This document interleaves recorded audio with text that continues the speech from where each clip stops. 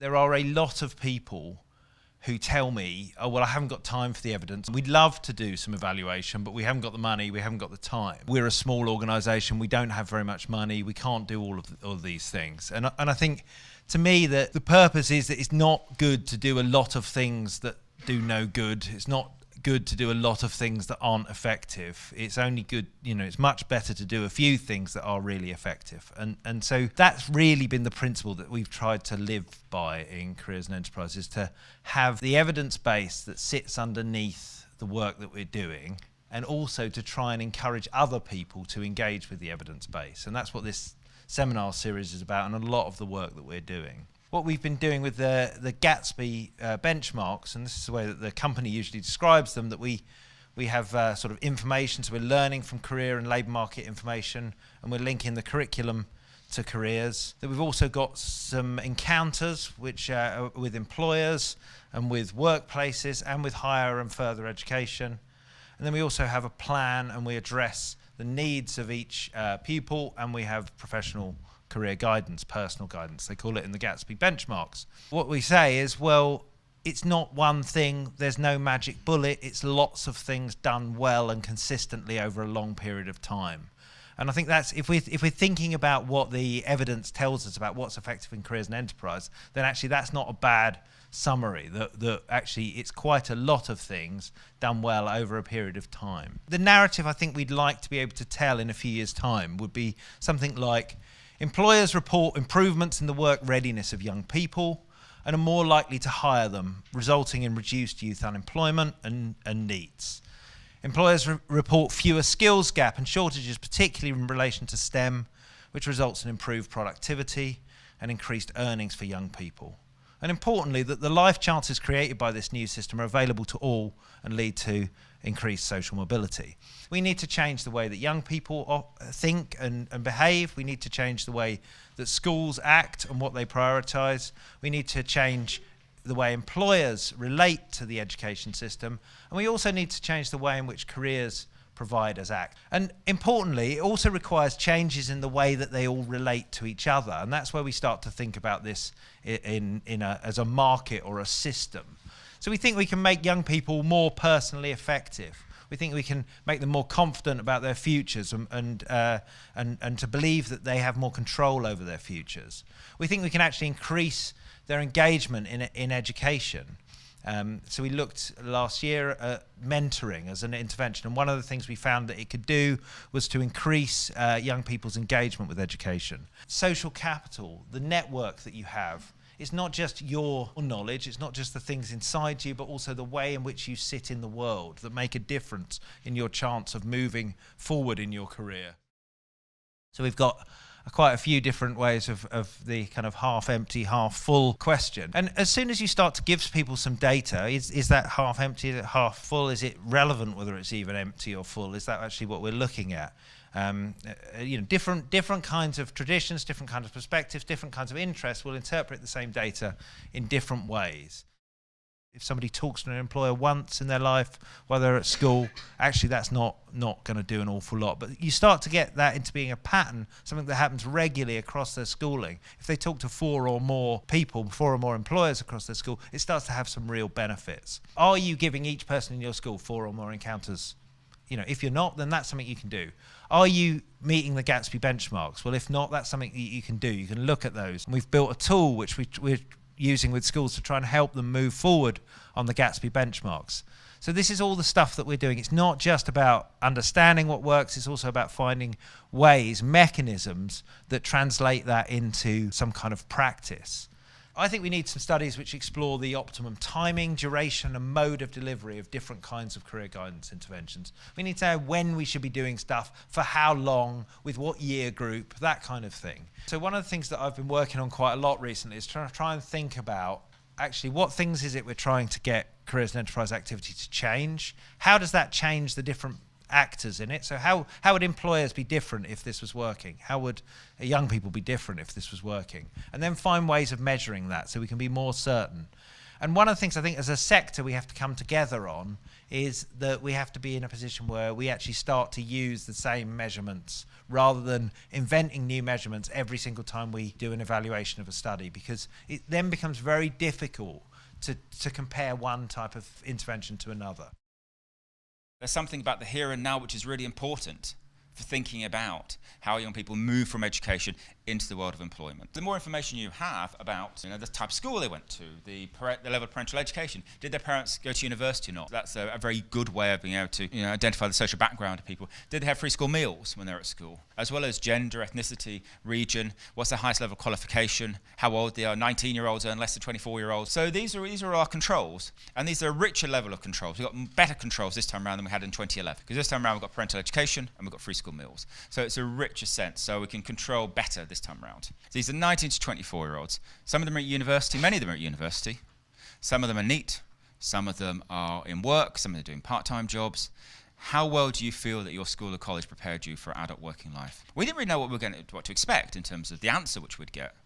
And on average what we found was that an awful lot, the majority of young adults, feel that the school or college did not prepare them well. Prepared them poorly, either quite poorly or very poorly. I think something here is about the nature of the schooling which we don't know, but also there's something here about a young person being able to make sense of their school and using these interventions and these episodes of employer engagement to try and make sense of who they are and who they might become, and how education, their educational choices, can be optimized in order to be able to give them opportunities as they go through. We need to have a sense that it's going to be helpful to them in getting a job, don't we? That's pretty important. And there's something here which is really important about volume. The more that you do, it makes the difference. And I think, and I'll come back to this, that these attitudes of these young people, if they think it was helpful, well, it turns out that it was helpful. It will be helpful to them. Practical skills they're after. They want to know how employers actually recruit. 56%. They want to know how the world of work is changing, which skills are likely to be demanded in the future. The world of work is changing at a radical pace. This is the fourth industrial revolution we're amidst of. And so we find here, I suppose there's a few things I pick out from this. One is, kind of heavy demand for some of these practical things, which are about how work actually works. But also, if you go all the way down here, there's an awful lot of people who just want more of this stuff. And this is in the light of their experiences once they've left education. And all these things aren't, like we need to set up a new GCSE. Many of these things are about information, and it's about experiences which can be quite short and quick to be able to do. And then in terms of earnings, and I often think earnings are kind of a more important indicator. So I keep saying, you're in NEET for one day, you're not in NEET, but earnings don't lie. Earnings don't lie. It's a very good numbers to be able to compare. And what we found here is that, whereas the first time we did this in 2011, we found a very neat relationship between your volume of employer engagement and your earnings. Well, this time around, it's a bit more complex than that. We found some relationships. We found if you did job shadowing, not many kids did, but if you did job shadowing at 14, 16, you earn 11% more than a peer, somebody just like you. If our young adults told us that either their school was helpful to them or the activities they did themselves were helpful and useful, turns out they were right. And they're getting some premiums which are really rather significant. So if you look at volume of engagement, 0, 1, 2, 3, 4 plus, and we look at that in terms of for those young people who said it was helpful for me in getting a job, well, up to, for each one of those, we find a wage premium of 3.5%. It's going up to over 14% across the board. So again, we're finding relationships here with earnings. What I think seems to be happening here is that young people are encountering somebody who they didn't know before. Their starting point for understanding the labour market is really weak. We know that their career aspirations are very misaligned with actual labour market demand. We know that probably a third of them are interested in quite a small number of jobs. We know that we know they're not working part-time anymore. Part-time working's really crashed. So when they have these opportunities, it's their opportunities for them to gain an authentic, first-hand opportunity to learn new information about how the labour market works and how they can relate it to who they are and who they might become. The ratio of youth to adult unemployment. So if you look at the proportion of young people under the age of 24 who are unemployed compared to over 25, and it doesn't matter what the headline is, it's just the proportion, it's the ratios. We'll find that the ratio is going up and up, and so if you go back a generation, it used to be about 1 to 2. For everybody, as a percentage, under 24 was twice as high. Now it's about 3 or 4 times as high. If you look at earnings, if you look at some of the work the Resolution Foundation's done, for example, the earnings of young people, they're flat. Under 30, they're not got a pay rise. Over 30, the money's coming in. Over 55, money's coming in quite significantly. But under 30, no. Think of automation. The way that automation, particularly sort of maybe semi-skilled jobs, it cuts out the jobs, so the processing jobs which young people often went into. Some of you are the same age as me, and remember people who went into banks. Loads of people went into banks. Get your 2 A-levels, you go into a bank. And there's lots of processing jobs which were done there, sort of semi-routine sort of type work. And there are lots of jobs where young people would sort of go into it and start off, and then they work their way up. It's those sorts of jobs which have disappeared, which have been stripped out. Different activities help support different outcomes of different types of young people. They also say that some activities are really effective in doing all sorts of different things. And I think a lot of this is about outcome. We need to have a think about what the outcomes we want to achieve for our young people are. And I see these falling into 4 areas, and I'd be interested to get your response to this.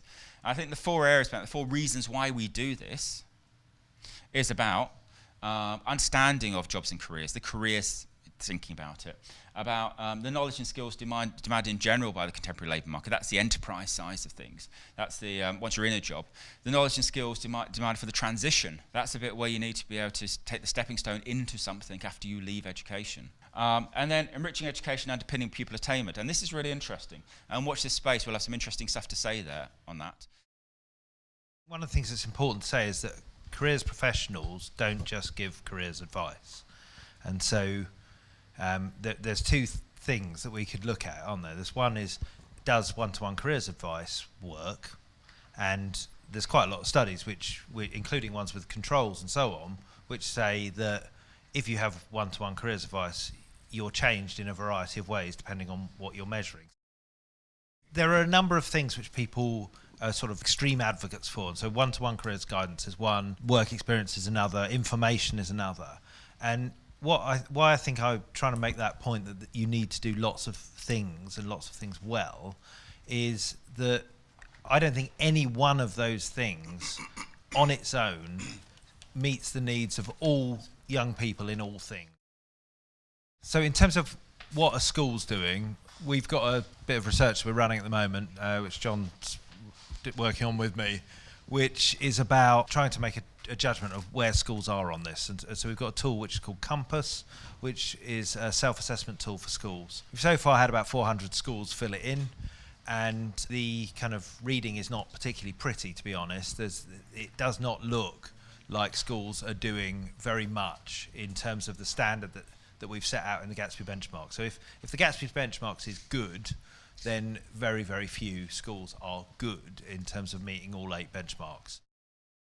The ability to try and describe what's actually happening, show it to people and say, is this what you would want to be happening? And try and hold up some kind of mirror where we say, this is what it would look like if it was better. And at the moment, I'm relatively optimistic. I think we've got a minister who's quite interested. I can feel head teachers a bit more interested than they have been for a number of years. And so the question is whether we can kind of build on that, really. The key reason why employers support schools is that somebody asks them. The altruism really sort of like drives it. They want to give something back. Some things are easier to give back than other things. Hosting somebody for work experience is more of a challenge than taking an afternoon off to go and talk to school about the job you do. That's the key reason. Somebody needs to ask them. You need to be able to connect those 2 things. And when we had a national infrastructure, they were asked in enormous numbers, and we had 500,000 work experience placements happening every year. 90% of year 11s or year 10s doing those. We had every year 60,000 new work experience, 400,000 workplaces offering this, and because the system allowed it and enabled it. So I think we get the system right, we can get the volume back. In terms of why employers get involved in this kind of activity, we did a study with the UK Commission a few years ago, and we basically came up with sort of 4 main reasons, which I think are probably secondary to being asked as the first reason, really. But recruitment, some employers still recruit pretty much directly from school, or at least some people, and want to see them. Much less than in the past, but that is still a reason. Long term, people are trying to work on the skills supply. So, as an employer, I know I want somebody with good quantitative skills, so I want to go into the school and tell people not to drop maths. That kind of long term thinking. there's a kind of reputational or corporate social responsibility kind of reason. And I mean, we find this to be quite a big reason for a lot of people, also particularly strong in community embedded businesses, that people want to do the right thing. They know that the right thing is to work with schools, and that's an important motivator. And then the kind of, I suppose, final one is that actually it can be quite a good staff development opportunity for some of your own staff. Underneath all of that is the importance of having some kind of brokerage, and that's, you know, is exactly what Careers and Enterprise is set up to do, is to provide some kind of brokerage that connects work with schools in a systematic and hopefully fairly permanent and clear way. We're also funding a lot of programs which are about, again, brokerage, bringing together employers and schools, and all the research that I've done keeps telling me that if you don't have this in place, if you don't have somebody to bring these two groups together, then it won't happen in large scale. Of course, some employers will ring up schools, and some schools will answer the phone and they will say, yes, come in. But without somebody in the middle who understands the labour market, who understands a bit about how schools work, can put them together, then it doesn't all work.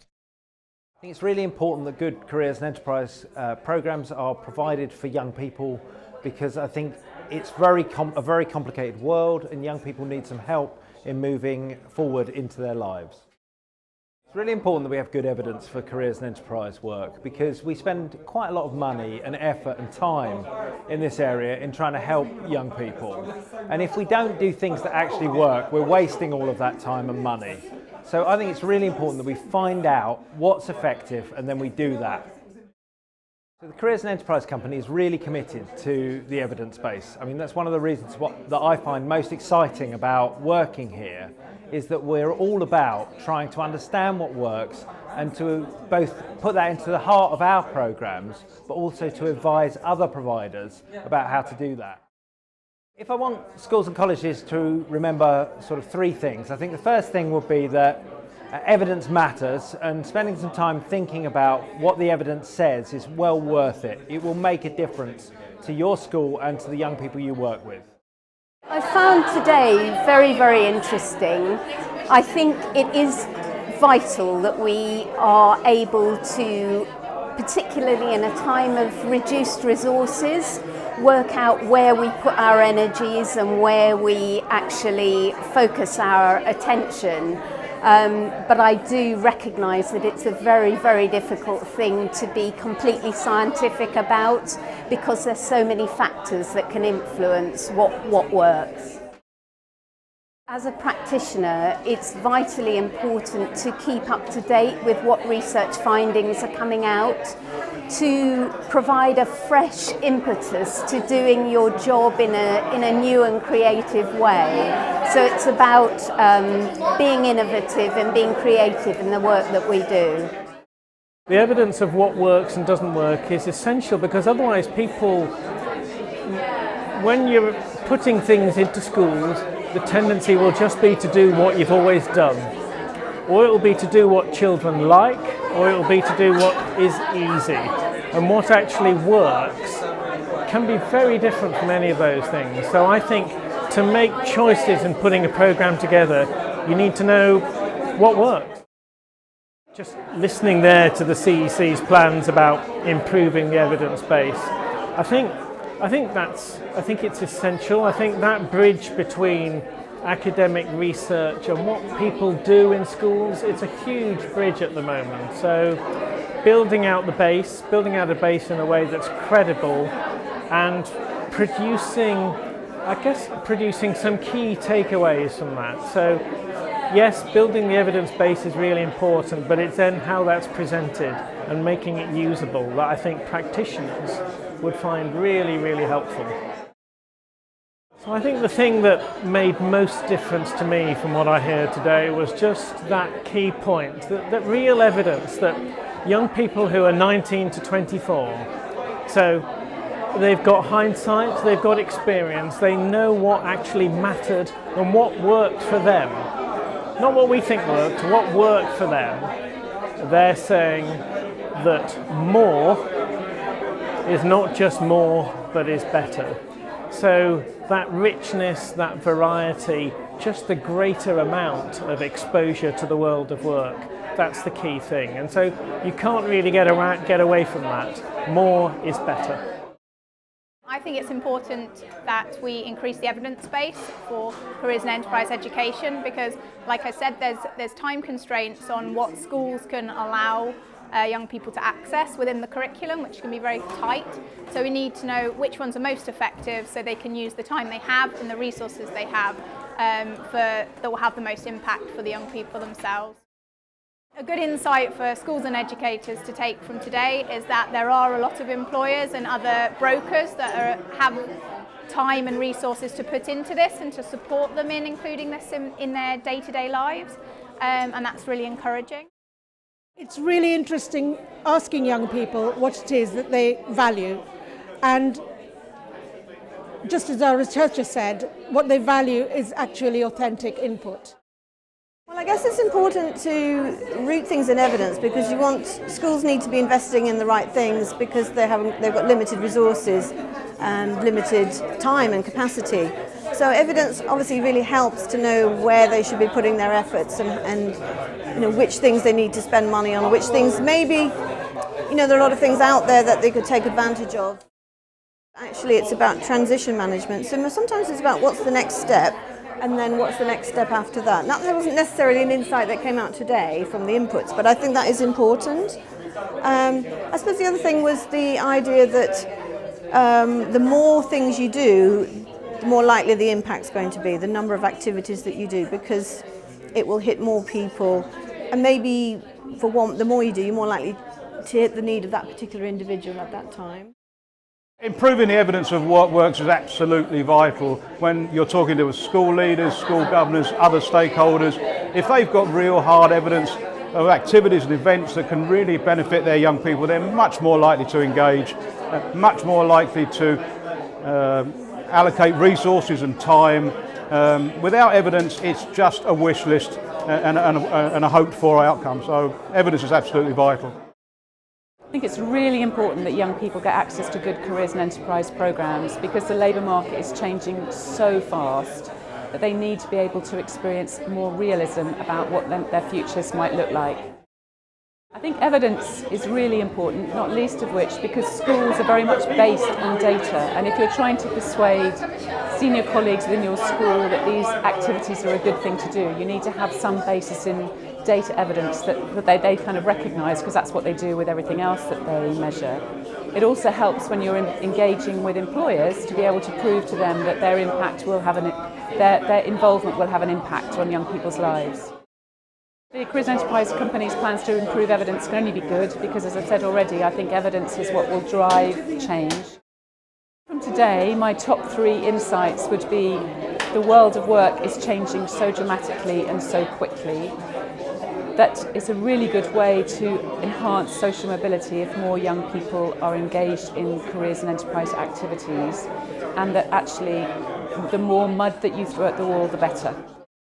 The one thing that really stood out for me, because I'm often asked about impact, is that actually what Dr. Anthony Mann's research said, that if a young person finds it helpful, then it probably is helpful. So that's actually very helpful to me because I know now how to sort of look at impact on the activities that I run. What schools and colleges need to do now is not just give their young people great human capital in terms of their qualifications and skills and so on. What they need to do is to help them understand an increasingly complex labour market and relate their educational choices to who they might become, help them become more competitive for recruitment opportunities, because increasingly they are in direct competition with older workers, but also to develop those skills and that insight and those ways of behaviour which fit the 21st century labour market, where it's much more about being personally effective, applying your knowledge in new, changing situations. And that's a lot about enterprise education. And so there are things which schools can do to tackle some of these big changes which are happening, and a lot of that involves closing the gap between the world of work and the world of education. Young people who have multiple encounters with employers whilst they're at school as teenagers, typically in secondary education, are going to earn more, often quite a lot more, 10 to 20% more as young adults, and have less likelihood of becoming neat. We need to look into social capital theory, cultural capital theory, to understand the power of the authentic interaction with the world of work. And the more authentic it is, the more people have of it, the better the outcomes we see. What the practitioners need to do is try and work out what their objective is. What do they really want to achieve for their young people, and how then they can harness employer engagement as a tool to be able to allow them to do that. If you ask me what the top 3 insights from today's event schools and colleges should take notice of, well, I would say firstly, quantity matters. The more that young people do, the more interactions which they have, the better. It's certainly 4+ over the time the young people are in secondary education, but we should be looking at more than that. Quality matters. Quality matters. What young people think about their interactions is really important. We have a number of research studies which shows that the more they feel this is relevant, the more they feel they learn things which are new and useful, the better the wage premiums later on. So quality matters, quantity matters, and finally, equity matters, fairness matters. If we just leave young people to it, if we say to them, go off and find your own encounters, your own interactions with the world of work, well, we'll find that social background plays its way out, and we'll actually be working against social mobility rather than supporting social equality.